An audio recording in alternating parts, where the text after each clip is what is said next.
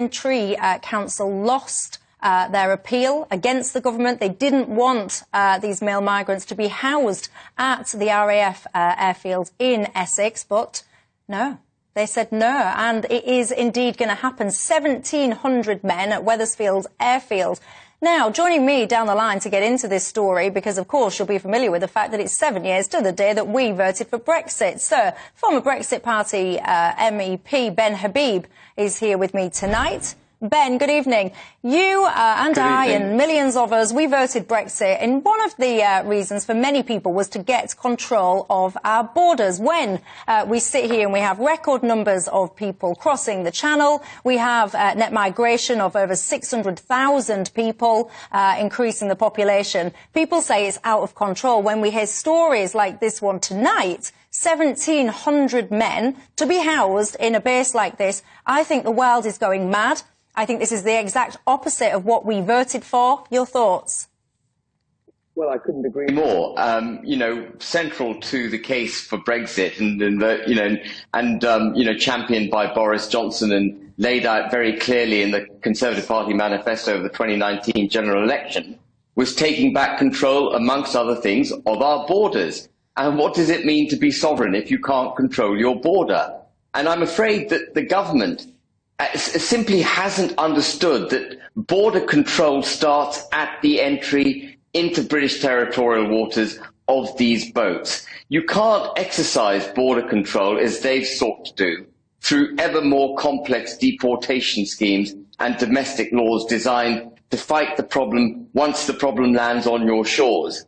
Actually, we already possess all the international law we need on our side to stop those boats entering our waters. And before, the inevitable pushback about this being a humanitarian crisis, they're coming from war-torn countries, we need to take a sort of very magnanimous, welcoming view of them. Don't forget these people are coming from France. They're already safe. There's no threat to their human rights in France, not that I'm aware of anyway. And so, we've just got to take control of our borders. And as I mentioned, we have all the international laws on our side. And unless we do that, Michelle, we're going to see much more of this. Rural communities, this is deeply rural countryside. And we're going to see rural communities with these people brought into it. They're not going to be policed. They're not being locked up, remember. They'll be free to, go and come as they please. And that's going to damage the country. I mean, there's no other way to say it. It's going to damage the country.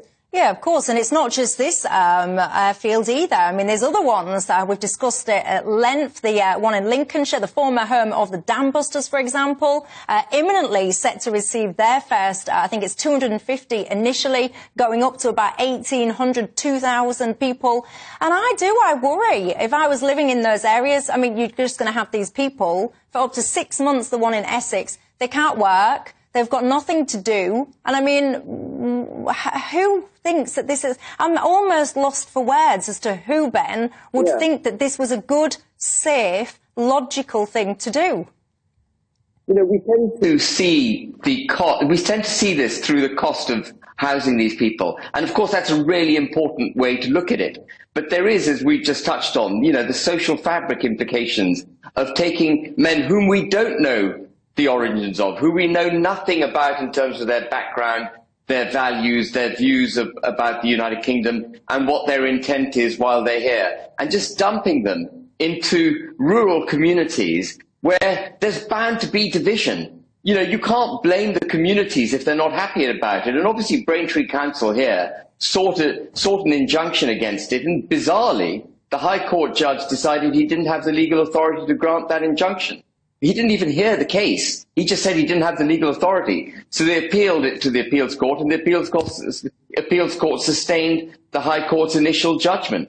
And, where do communities go if they have this kind of top-down enforcement of 1,700 people in this case, as thousands elsewhere, of people they just simply do not know, cannot understand their backgrounds, can't legislate for what they might do while they're in those local communities. It's just bad, bad, bad. And, when you were in your opening comments, Michelle, you mentioned this being Veterans Week. Well, there are 16,000 veterans sleeping rough. You know, we don't give them this kind of priority. I'd much rather have them in an airfield than I would, you know, these people of whom we know nothing. And Ben, there'll be some people listening to this, my final question, and they'll say, oh, you know, pack it in, you guys, you're fear-mongering, you're projecting that these people are somehow dangerous people when they're not, they're just desperate people. What would you say back to that criticism? Well, it's a fundamentally philosophically unsound comment to make.